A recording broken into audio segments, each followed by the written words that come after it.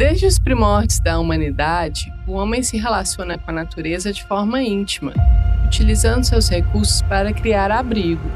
Muito antes do concreto, do aço, das grandes estruturas modernas, nossas primeiras construções surgiram da terra, da madeira, das pedras e do bambu, materiais que estavam ao nosso redor.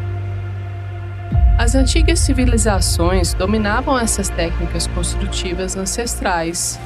No Egito, na América do Sul e na Ásia, ergueram monumentos e cidades que perduram até hoje. Essas estruturas, construídas com materiais locais, não apenas moldaram paisagens, mas também preservaram histórias. Nas Américas, a terra e o barro foram fundamentais para moldar vilarejos e comunidades. No Brasil, as técnicas de construção com barro, como a taipa de pilão e o pau a pique, foram amplamente utilizadas no período colonial. As primeiras casas de Itajubá, por exemplo, são testemunhos vivos dessa tradição que atravessou gerações.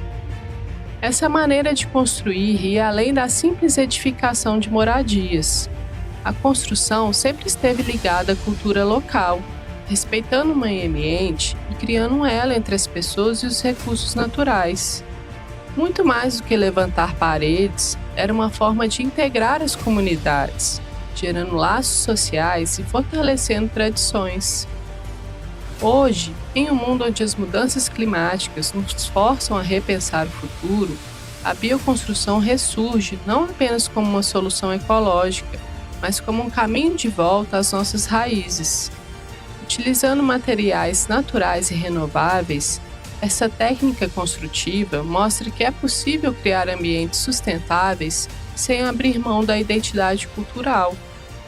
Nesse documentário, vamos explorar como o resgate dessas técnicas ancestrais não só enfrenta os desafios climáticos da atualidade, mas também renova os laços sociais perdidos, trazendo um olhar inovador para o futuro das habitações sustentáveis.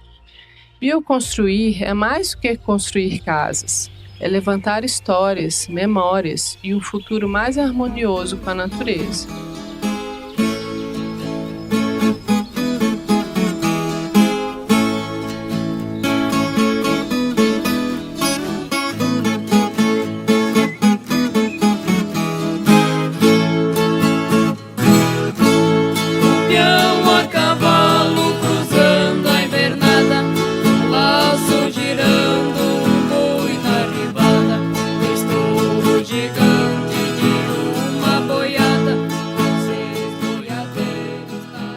Eu sou a Laura, o Jacques. Eu sou o Jacques. A maioria aqui a gente já se conhece, né? Alguns a gente está conhecendo agora. A gente está aqui se juntando para fazer esse resgate dessas técnicas ancestrais aqui de construção, né? É um resgate não só social, mas também ambiental, né? Da gente construir de uma maneira mais sustentável, usando materiais naturais. E a gente reforçar também esse laço também que foi se perdendo, né? Essa coisa da colaboração, né? Do sistema colaborativo, ao invés do sistema competitivo, né? Da gente conseguir unir a comunidade, que agora fica cada um no seu canto, cada um no seu celular, até dentro da própria casa, né? Vizinho, então, às vezes nem sabe o nome, nem fala oi no prédio. Então, aqui a gente está tentando reforçar esses laços, assim, fazer essa rede, né? Não só aqui no bairro, na cidade, na região nossa aqui.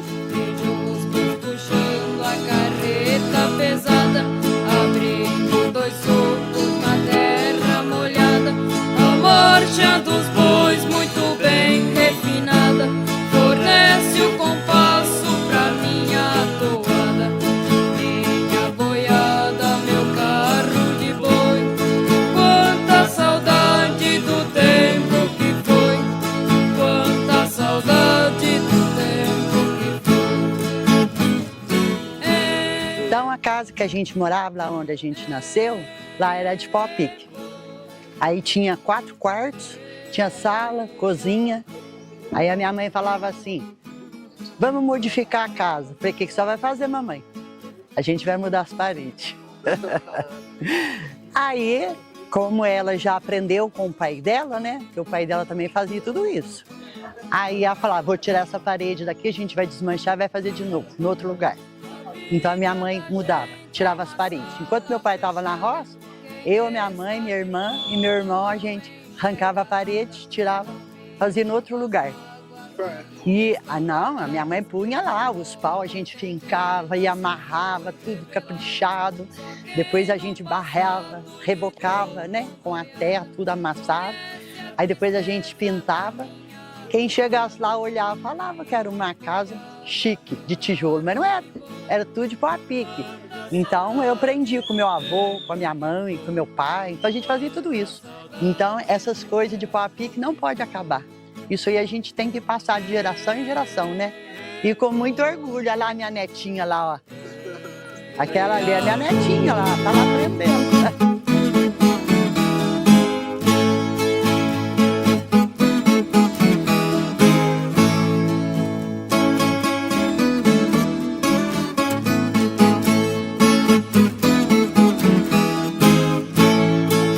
Eu já gosto mais de trabalhar com pau a pique. A gente prepara o material, faz o barro, é divertido. Aí junta a galera aí, que vem gente de fora, nos mutirões que a gente faz aí. Eu já cheguei a ver casa de pau a pique. Eu não tenho muito lembrança quantos anos eu tinha, não, mas a casinha que eu lembro já tinha uns 30, 40 anos. E pode, lá de Delfim Moreira, pode passar lá que ela tá firme lá ainda, a casa de pau a pique. Antigamente, por exemplo, fazia a estrutura de uma casa e cobria tudo, arrumava, aí entrava a parte do pau a pique. Aí, só que antigamente não fazia com bambu. Tinha, o pessoal cortava, era o carafá, que é o bambu da Mata Atlântica. Hoje por aqui não existe mais.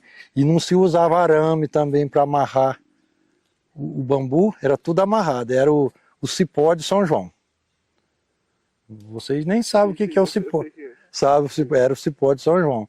Aí juntava, preparava, aí barroteava os barrotes, depois colocava os pau a pique, aí vinha o ripamento, que é as travessas.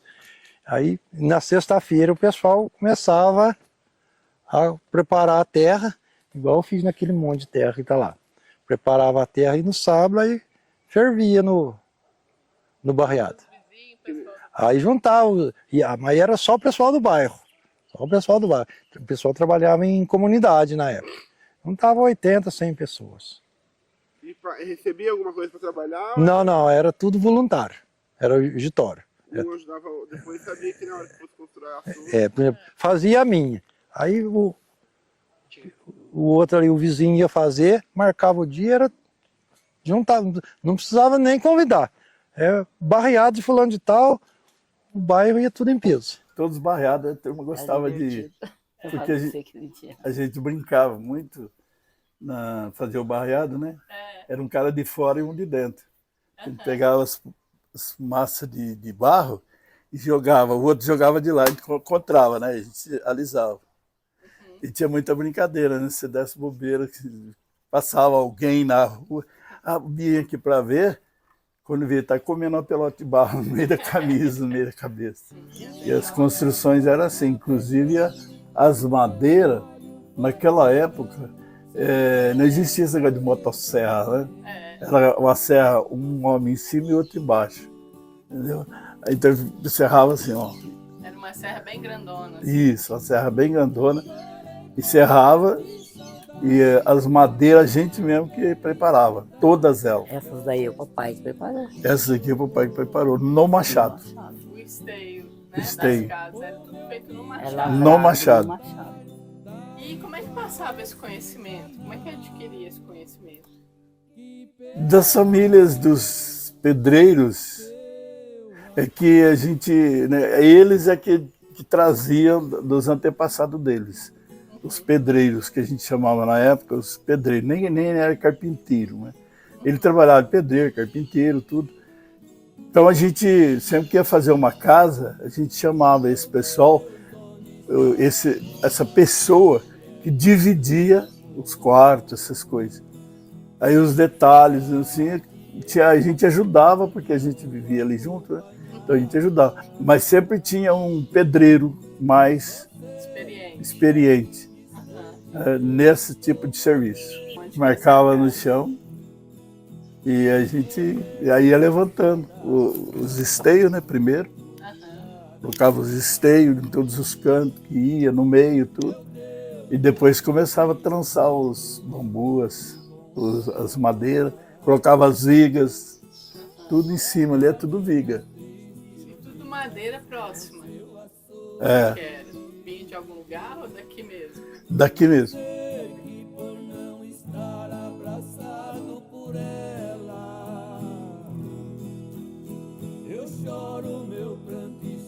Essa casa que meu pai fez, né, a primeira, quando ele casou, que era uma casa, igual a Dora falou, ele não tinha forro, não tinha nada, pau a pique direto mesmo. E era assim, casava e juntava para fazer a casa? Era assim? Juntava. Quando casava um casal que fosse morar no local ali, né, na terra, juntava e fazia uma casinha. Pau a pique daquelas mais simples que podia. Escolhia as madeiras, os caibros que vocês viram ali, por exemplo, já estão serrados. Naquela época não serrava não, era roliço, escolhia as madeiras, escolhia os caibros. Né? Um segurado de um lado, né? Para fazer da serra, para fazer o cisteio. Os caibros eram fininhos, então não serrava. Cortava. Já cortava, escolhia já isso, a madeira fininha. Fininha. E sempre tinha um mais experiente que orientava todo mundo. Sempre tinha. Tinha que ter, né? Meu pai, com 11 filhos, ele tinha a experiência de tudo. Os filhos não tinham. Conhecer madeira, nós não conhecíamos. Os crianças não conhecem madeira. Mas, então, nosso conhecimento, nós não estudamos para ter esse conhecimento. Nós vivemos esse conhecimento. Inclusive, a gente ficava aceso quando vai ter barreado. Quando que vai fazer casa? Porque a gente já estava até aceso para ir lá. Para ir fazer Para fazer parte, ajudar a cultura.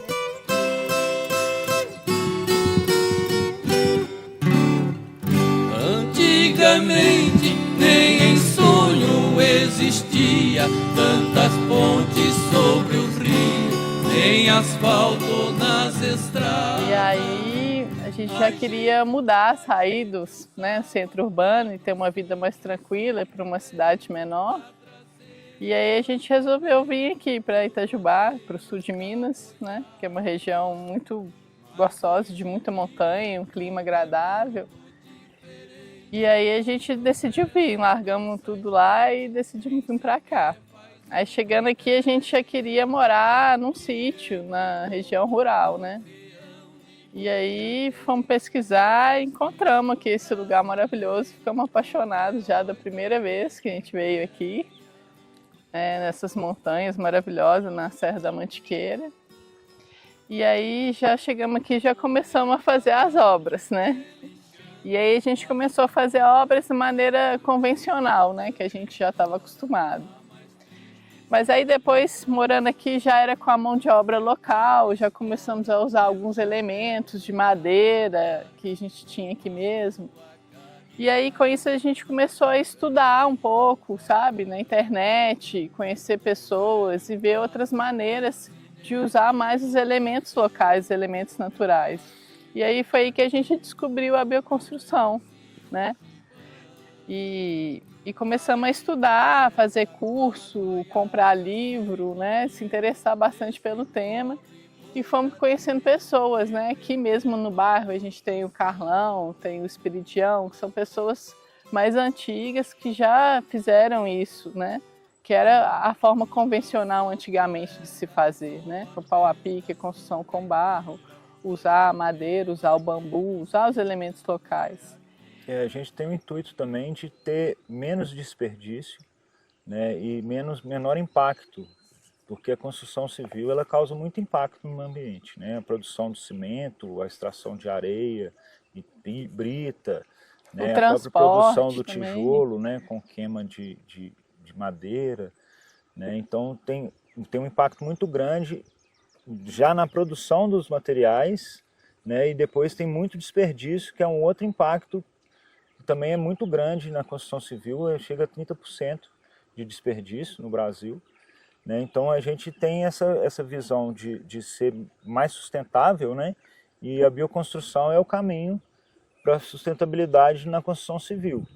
E a gente chegou à conclusão, né, desses tempos que a gente está mexendo com bioconstrução, que a bioconstrução ela é melhor em todos os sentidos, né? Que ela tem menos impacto, ela é mais sustentável por isso, né? E você acaba sendo um custo menor porque o material já está lá, né? Então você não tem essa coisa do transporte também, que é uma coisa muito poluente, né? O gasto de combustíveis fósseis para o frete, né? do material. Então você tem um ganho em tudo, até inclusive na obra, no conforto térmico da obra, né? Não sei se vocês perceberam, nós fomos ali na casinha de pau a pique, ela é de barro. Ela funciona igual um filtro de barro, né? Ela mantém aquele frescor, aquela umidade ali. Ela é respirável, né? Ela respira, fica então ela tem essa troca de umidade. Né? Que a parede respira. Então a gente viu que assim, você pode construir bonito, com baixo custo, né? E ainda ser melhor do que a construção convencional em termos de acústica e temperatura. Né, o conforto acústico e térmico é muito maior quando você construindo com barro, né, e com madeira também. Nos estudos que a gente fez, a gente percebeu que assim, essas técnicas elas foram usadas no mundo inteiro. No mundo inteiro se construiu com terra, há milênios. Né? Então assim, é uma coisa que é quase que um inconsciente coletivo, porque do outro lado do mundo, as muralhas da China foram feitas com tijolo de barro. Se a gente for pensar, né, no tempo da humanidade, 10 mil anos, e no tempo que a gente tem cimento, tijolo, né, é muito inferior. A gente tem 100 anos, 200 anos dessa construção que a gente diz hoje convencional, né? Mas se a gente for pensar, a construção que a gente tem mais tempo na humanidade é com esses elementos naturais, principalmente o barro, a terra, né, que tem em qualquer parte do mundo, né?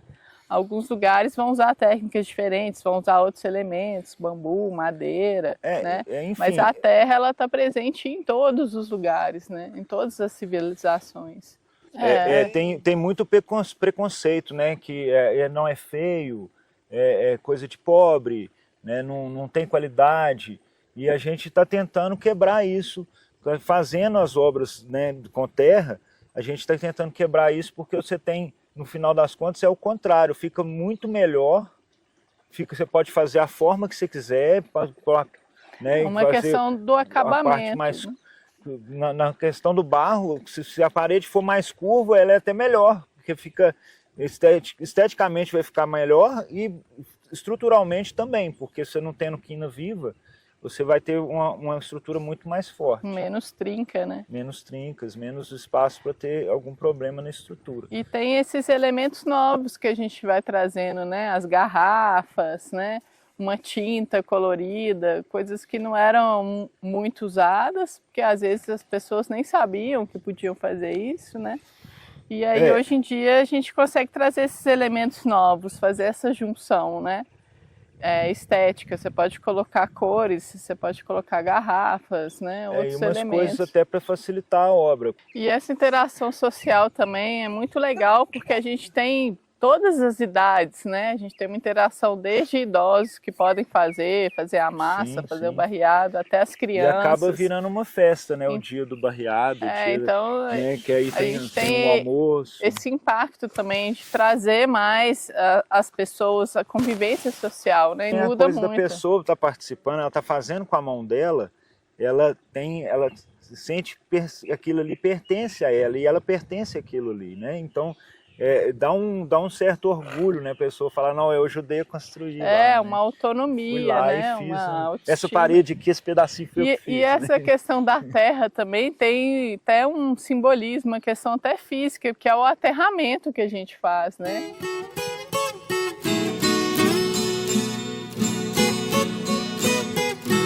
A gente sempre fala pau a pique, que remete a uma casa humilde, simples, na roça.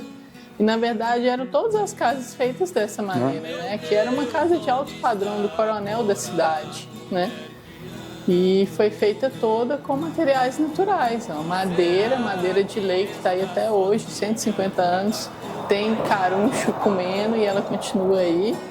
e pedra e terra. As pedras, a parede. E uma casa enorme, né, de alto padrão, que está em pé até hoje. Então por que a gente não pode fazer isso hoje em dia também? A gente pode fazer esse resgate, né? Construir dessa maneira. Ao regressar de um ninho destruído, passou voando um passarinho com suas asas quase sangrando, sua companheira ia procurando. Quando ele cansa, para e canta, ninguém compreende que está sofrendo, desesperado, desaparece. A gente está aqui na Unifei e a gente vai falar um pouquinho dessa parte científica das construções com terra, né? A gente vai quebrar um pouquinho desse tabu, falar que a gente tem muita pesquisa, não só na parte técnica, como na parte social também. São as professoras do LEAS, não é isso? Laboratório. Isso, de Educação Ambiental e Sustentabilidade. E o LEAS a gente conseguiu formalizar em 2018, né? Fazendo inclusive que ele se tornasse uma sala verde, que é algo importante justamente para formação e informação relacionada ao aspecto ambiental, que também pode desenvolver pesquisas inclusive nessa parte de construção, né, sustentável. E a gente desenvolve pesquisas sociais, geralmente voltadas para a participação social, que também vem de encontro com os trabalhos que relacionam essa parte de construção, né, como a gente havia conversado, a construção em conjunto com várias pessoas, né, então o LEAS vem com esse foco. Inclusive a gente teve, eu falei daquela pesquisa em economia solidária, né, que é uma forma de economia que vem contrapor o capitalismo, né, uma economia que empodera quem está no comando é o próprio produtor, e veio trazer também essas ideias para a gente. É importante que a universidade tenha esse papel, né, de trazer para dentro da universidade essas técnicas mais vernaculares, né, técnicas de construção com terra, técnicas mais naturais, né, para a gente poder replicar em ensaios. A arquitetura, a construção civil de modo geral, ela não é feita para ser circular, ela é feita é do berço ao túmulo, né? Ela não retorna para o berço, né? E aí a gente tem essa ideia de fazer um tipo de arquitetura que ela tenha essa visão circular também. Tem uma aluna minha da Civil que fez um TFG nessa área. Então, aos poucos, a gente vai envolvendo os alunos da universidade com essas questões que são mais empíricas, né? Agora a gente tenta trazer um pouco mais de viés técnico para isso. Tem que até propor sugestões para trabalhos em políticas públicas que venham a financiar esse tipo de construção, porque, por exemplo, você vai construir pela Caixa Econômica, é só a tradicional, entendeu? Então já começa esse movimento para que a gente possa ter essas políticas para que esse tipo de construção venha a ser reconhecido e também financiado. Trabalho no DTEX, que é a pós-graduação em Desenvolvimento, Tecnologia e Sociedade, e uma das linhas que eu trabalho dentro do DTEX é a linha de construções sustentáveis. Especificamente, damos muito ênfase na parte de construções em terra. Fazemos várias abordagens, misturando alguns aspectos sociais e fazendo também, ou levando juntos aspectos técnicos que conseguem fazer que a construção em terra seja competitiva com as construções que hoje são denominadas tradicionais, como construções de concreto, construções de estruturas metálicas.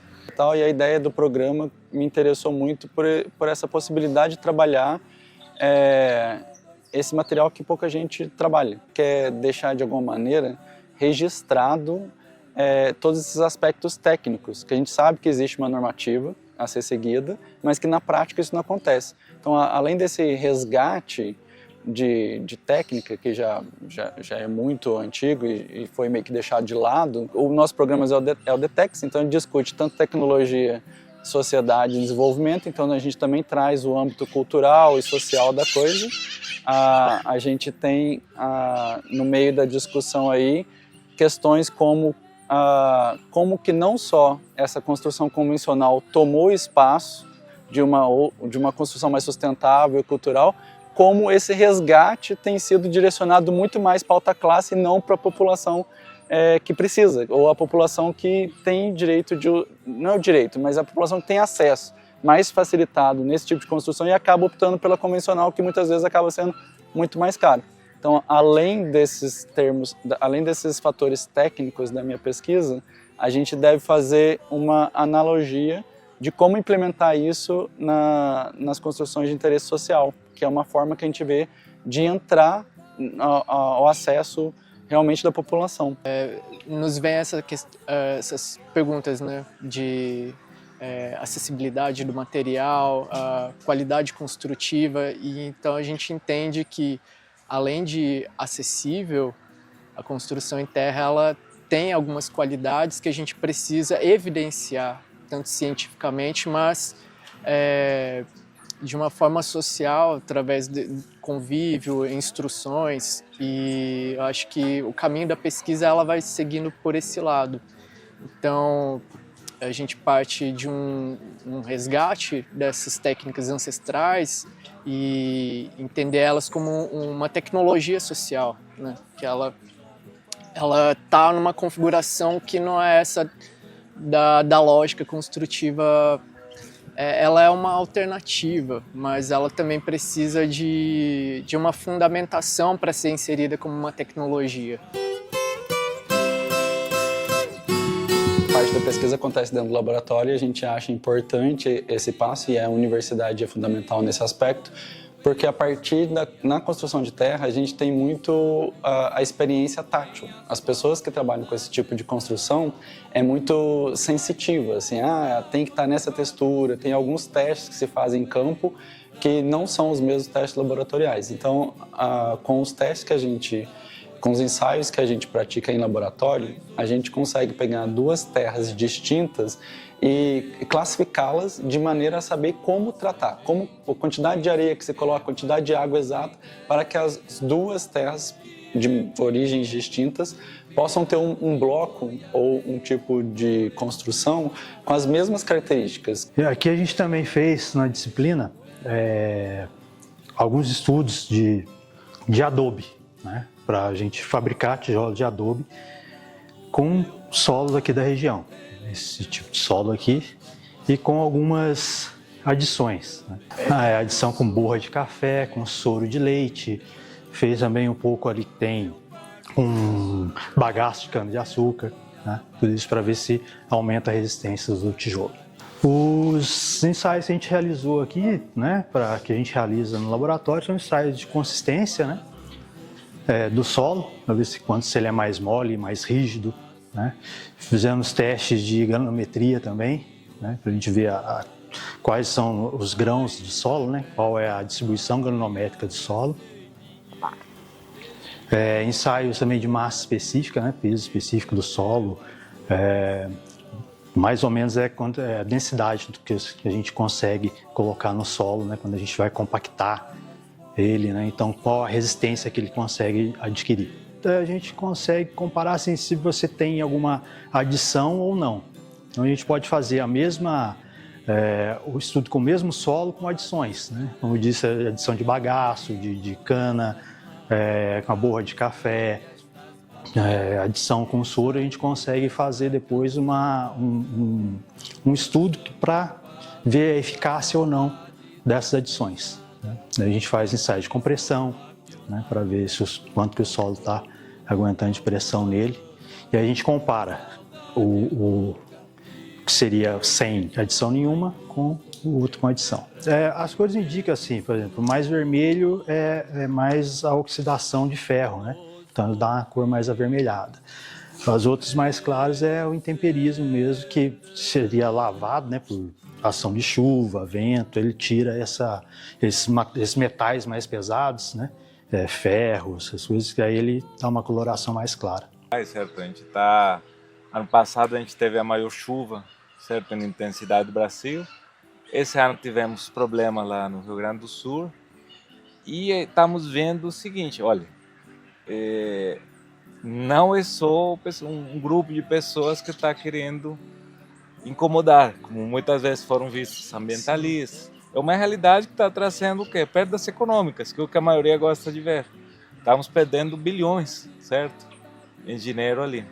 E aí a solução já foi colocada, como o Matheus falou, como o Douglas falou, o Wallace falou, temos soluções que buscam minimizar o impacto, que o único objetivo não é o lucro, como aparecem então novos conceitos como economia circular, economia solidária, e dentro desses novos conceitos de economia, a construção sustentável, a construção em terra, ela encaixa muito bem, porque, por exemplo, um dos princípios da economia circular é que você tem que ter separabilidade do material. Então a terra, você desmonta o muro em terra, ele fica terra. Aí com a construção em concreto, com a construção de estrutura metálica, você desmonta uma parede, uma casa e fica com outro problema. A gente viu lá na nossa disciplina que aqui na região do sul de Minas, só Varginha tem uma fábrica de rejeitos, certo? Então, e os rejeitos gerados pelas reformas, gerados pela construção civil aqui no Brasil, são um grande problema, certo? Você está vendo fenômenos que são novidades para todo mundo, certo? A gente está alterado. Então, se o que o pessoal fala ali, que vai se incrementar em 1 grau, certo? A temperatura média do mundo, você pensa, pô, 1 grau não é nada, certo? Porque... Só que... É que a gente não tem a dimensão disso na prática, né? E 1 grau não é nada assim localmente, mas quando é a nível global, 1 grau representa um caos climático. E aí a maior parte do nosso tempo a gente passa dentro de casa, certo? Ou dentro da tua sala, mas dentro de edificações, certo? As nossas condições de vida. Então, começar a pensar nisso, começar a pensar no consumo energético, deveria ser prioritário. E a gente ainda vê uma influência muito grande daquele preconceito contra as construções em terra que não deixa avançar ou evoluir essa pesquisa.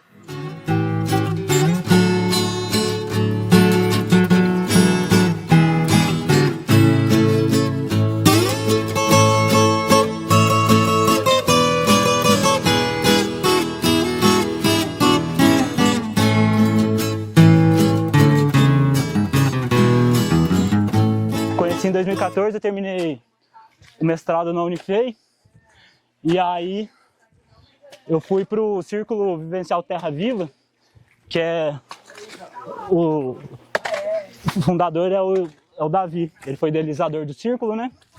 E lá eu fiz uma casa com ele e mais os outros 2 amigos dele que estavam lá na época, né?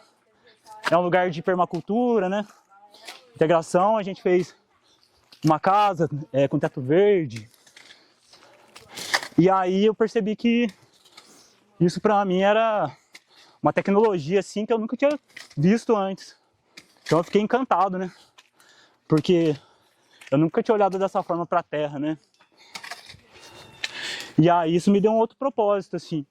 Daí eu trabalhei com eles lá, foram uns 30 dias, a gente fez a casa. E lá dentro eu conheci muitas outras coisas também, né? Forma de tratamento de esgoto, um pouco mais sobre agrofloresta. E aí depois que eu voltei de lá, eu comecei a trabalhar com alimentação vegana, vendia bolo e pão na cidade aqui, né? Pegava a bicicletinha e vendia. E aí depois de uns anos, né? Trabalhei uns 4, 5 anos com isso, eu voltei a trabalhar com bioconstrução. Daí eu fui para Delfim Moreira, trabalhei na casa do Daniel, que é uma casa de Peradobe, muito linda. Depois eu fui para Ipuiuna, construí uma casa de 120 metros quadrados lá com o Davi, a gente se reencontrou. E aí depois não parei mais. Fazendo projeto com o pessoal do Pé da Pedra, trabalhei em Cachoeira de Minas, no sítio Tucum. Comecei a trabalhar na estância. E até então, senti que isso aqui é uma tecnologia muito antiga, mas que ao mesmo tempo ela é muito nova, né? E aí, assim, é um dos lugares que eu vejo que manifesta muito essa frase, né, do futuro ancestral. Porque quanto mais o tempo passa, essas tecnologias que são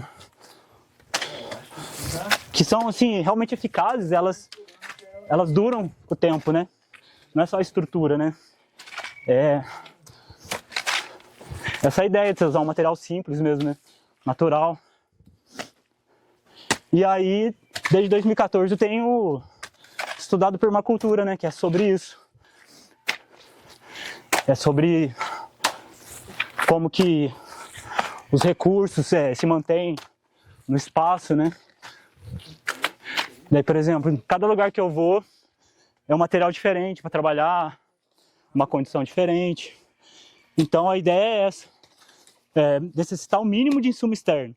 Eu não nego de ter que usar cimento, usar algum outro material, mas sempre que for necessário, não, né, assim, via de regra. Assim, os mestres de obra que eu conheço aqui da cidade mesmo, assim, que é o pessoal que eu sempre vou aprendendo, né, sempre quando eu preciso de algum conselho, eu vou procurar o pessoal que fez os prédios aqui na medicina mesmo, os mestres de obra que eu já trabalhei, servente, todos eles já fizeram um trabalho com bioconstrução nas décadas passadas. Todos eles hoje trabalham com a construção convencional, né? Mas todos eles têm uma experiência de pequena ou de larga escala com bioconstrução. Então é muito legal, assim, a gente conseguir realmente usar técnicas que sejam eficazes, né? Não só na questão da economia, mas na própria execução da obra em si, né? O padrão de qualidade da obra, né? Então isso aí é um dos motivos que eu vi, porque dentre tantas as coisas ofícios que a gente tem, acho que esse daqui é um que está pouco explorado. E precisa de cada vez mais pessoas para que a gente possa construir o sistema de forma sustentável mesmo, né? Não adianta fazer uma obra pontual aqui, uma obra pontual em alguns lugares, entendeu? O ideal é que várias pessoas mesmo, elas se apropriem da técnica, né? Porque eu tive essa oportunidade de aprender com os antigos. E aí, se mais pessoas aprenderem, isso vai estar espalhado em mais lugares, né?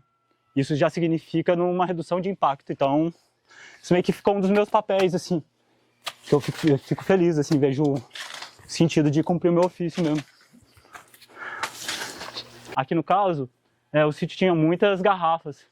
Então a gente aproveitou para colocar para fazer iluminação solar passiva, né? A gente consegue jogar uma iluminação aqui para dentro e aí ao mesmo tempo reaproveitar as garrafas que eram resíduos. E aí ela se transforma aqui, né, nessa parte de iluminar o lugar. A gente fez uma arte aqui com ela, separamos por tipo de garrafa, por cor. E aí os designs também é uma coisa que conta muito, né? Você pode criar design, entendeu? E sempre assim, com esse princípio, o que leva a gente é o princípio da permacultura. Esse aqui é o cobre, né? Que a terra do pau-a-pique era só terra pura. O cobre é a terra com palha, ó.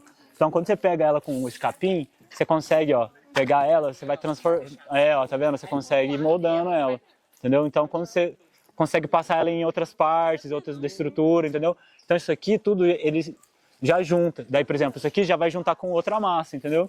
E aí é assim que vem essa tecnologia do João de Barro, né? E para aplicar agora, fica bem simples. A gente vai aplicando na horizontal, amarrando, né, essas partes entre as tramas ali, sempre respeitando esses níveis aqui do bambu, para a gente ter uma nivelação uniforme, né? E assim, como a gente faz na horizontal, então a tendência dela é ela ficar mais firme.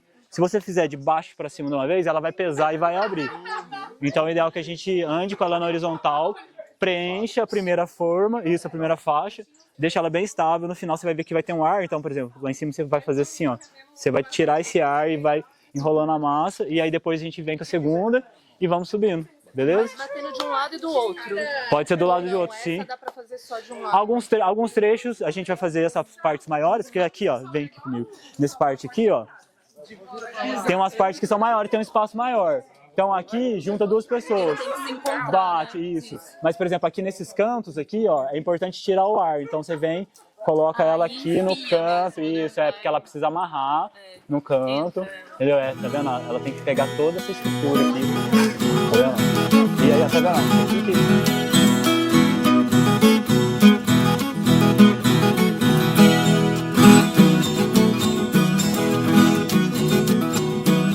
levantei hoje cedinho. Eu sou engenheiro civil, né? Então já namoro faz um tempo, mas a aproximação é recente. Eu fiz um curso de permacultura em 2018 e lá a gente teve eu tive a primeira experiência, né? Com um adobe, a gente fez os tijolos, tal, a gente cobriu, a gente fez uma obrinha lá. Então foi o primeiro contato. Aí apaixonei no negócio. E vem perseguindo de lá para cá. Agora, a experiência prática depois dessa de 2018 é a primeira. Quando eu vi o anúncio da oficina, eu falei, vou participar, porque é uma oportunidade. Eu pretendo bioconstruir na minha propriedade, então eu falei, mas eu preciso começar a experimentar, né? Então eu já tinha traçado isso de perseguir essas práticas, né? E aqui na região, né? Para não precisar ficar indo longe. De verdade, dá emprego a tanta gente, sou uma grande pionada, trabalham todos contentes. Com essa dinâmica de educar, de ensinar, de passar para o próximo, sim. Eu já fui em outros lugares, mas a dinâmica era mais fluida, assim, sabe? Não era tão aplicado, ensinado de verdade, sabe? Aqui não, ó, é desse jeito que faz, é assim que faz, é o porquê a gente está fazendo isso, faz sentido, sabe? Tá aqui no Pé da Pedra. De novo quero voltar, rever tanta gente boa, na saudade relembrar, vai meu abraço apertado em breve. A construção em terra, para a gente que foi criado na Colômbia, ela faz parte da nossa cultura. Porque, por exemplo, minha casa era uma casa construída em taipa de pilão, parede de 1 metro mais ou menos de espessura, e você sente aquele conforto que não pode ser colocado nas normas. Certo? Você tem um conforto acústico, que existe, conforto térmico, mas a terra ela te dá um conforto de tranquilidade, certo? Que você não tem nem como categorizar isso. Então, depois de ter feito engenharia civil e ir para a área mais estrutural, mais numéricos, quando cheguei aqui na Unifei, eu falei, vou retornar um pouquinho a iniciar a disciplina de construções em terra e com essa aqui a gente se sente em casa, porque faz parte, como eu falei, comentei ali antes com vocês, a gente tem ainda na Colômbia a cultura de construir com terra, certo? Não foi demonizado como foi aqui no Brasil por muitos anos, considerando o lobby das concreteiras que proibiu mesmo a construção em terra, a dificuldade nas prefeituras de aprovar construções em terra, certo? E isso vem mudando, graças a Deus, com essa nova onda ambientalista, onde a construção em terra ela encaixa muito bem, certo? Ela é totalmente circular, entra nesse esquema de economia circular, onde você tem materiais que podem ser separados facilmente, volta na natureza facilmente, você não gasta com combustível, trazendo materiais de fora, etc, etc.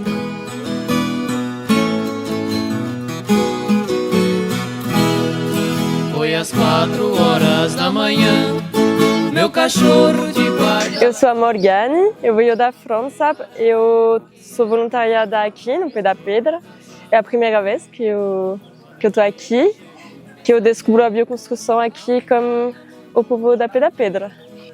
Para mim era mais uma coisa do campo mesmo, cheguei mais nessa ideia e eu tinha medo que seja um pouco complicado. Não tenho experiência nenhuma com isso e finalmente fica super simples assim, uma explicação e a gente já monta a parede, já monta um varal, um forro, tipo, é muito legal e a gente se aproxima muito da natureza fazendo isso.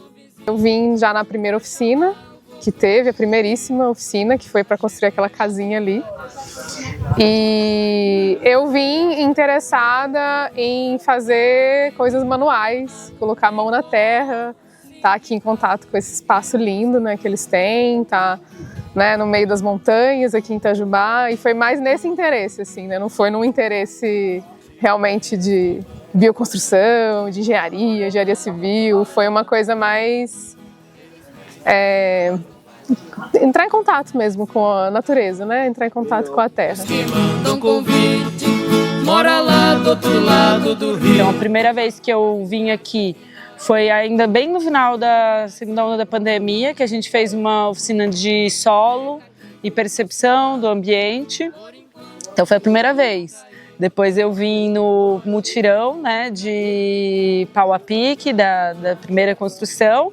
E aí agora eu tô vindo de novo, eles já foram lá também. Então a gente se conecta, né, por ser essa rede, assim, também. Eu gostei bastante, porque primeiro a gente ajudou a fazer o muro, né, de bambu. Então a gente colocou os bambus lá, trançou com o cipó de São João. E eu achei bem interessante, porque é tudo daqui da região, né, da Mantiqueira. Tudo aqui do terreno também, então foi bem autossuficiente, eu achei bem legal. E a bioconstrução vem nesse mesmo sentido, da gente tentar otimizar o uso de recursos naturais e não trazer outras coisas hiperindustrializadas e colocar na natureza. Então a gente está caminhando nesse sentido, de tentar buscar dentro da natureza o que a gente pode utilizar sem causar um impacto que a destrua.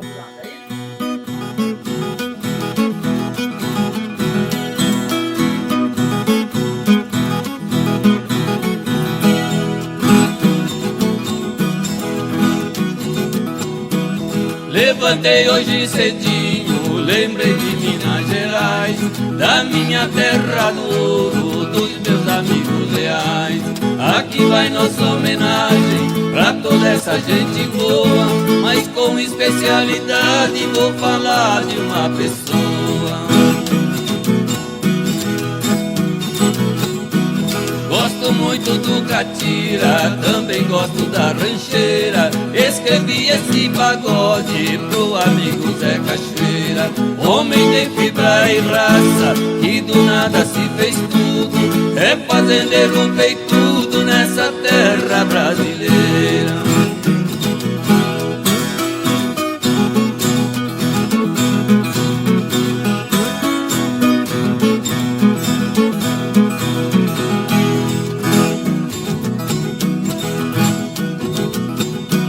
Caboclo bom de verdade, dá emprego a tanta gente. Sua grande pionada, trabalham todos contentes. O povo que ali trabalham, parecem todos irmãos, vivendo em união nessa bonita corrente.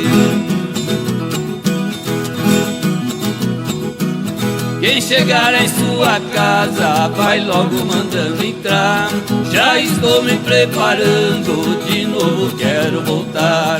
Rever tanta gente boa, na saudade relembrar. Vai meu abraço apertado, em breve volto por lá.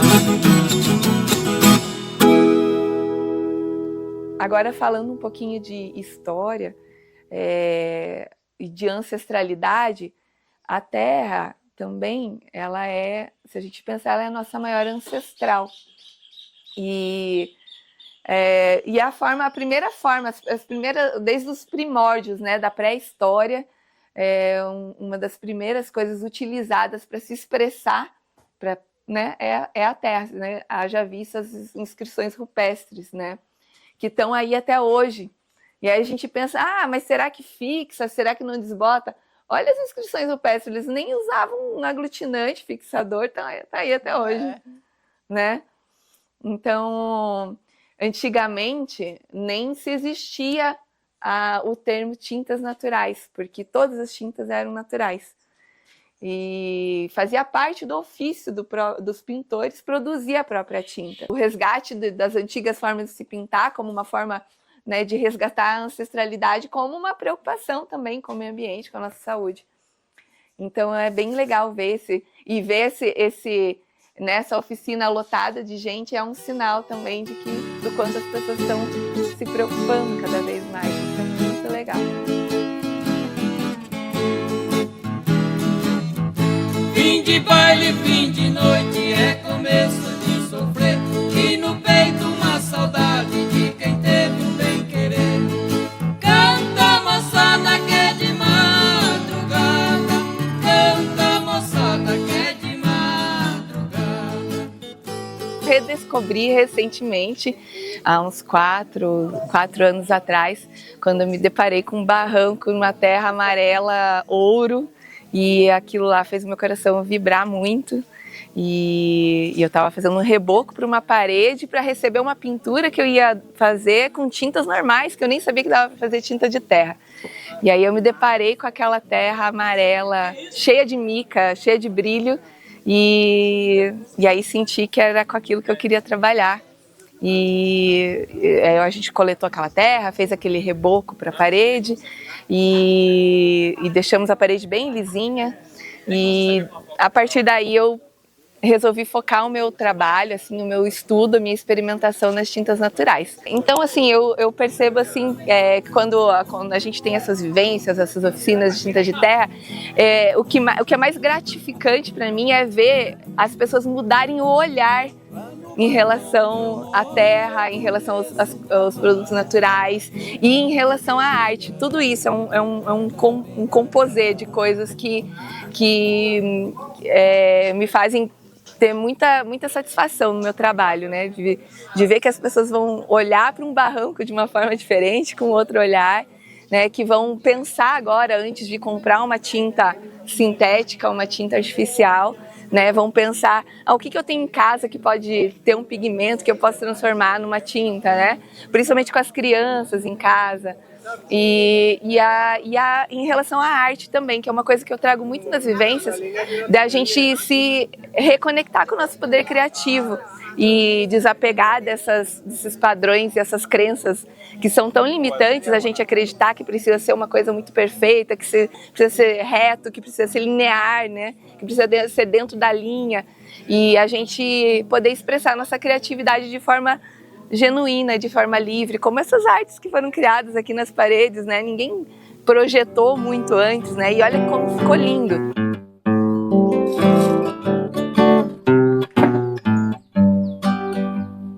Eu quero morar numa casinha feita à mão, numa floresta onde eu possa plantar o que eu quiser e andar de pé no chão. Eu quero morar numa casinha feita à mão, numa floresta onde eu possa plantar o que eu quiser e andar de pé no chão. Eu vou plantar abacaxi com banana, mandioca, cacau, batata doce, feijão, palmito e um café bem bonito, lá na sombra da laranja e do marrom. Sob a copa do coqueiro, açaí, abacateiro, cajueiro e maracujá. Lá no alto a seringueira do Guapurubu, na beira contemplando a vista pro mar. Eu quero morar numa casinha feita à mão, numa floresta onde eu possa plantar o que eu quiser e andar de pé no chão. Eu quero morar numa casinha feita à mão, numa floresta onde eu possa plantar o que eu quiser e andar de pé no chão. Vai ter trilha pro Rio, cachoeira! Viva!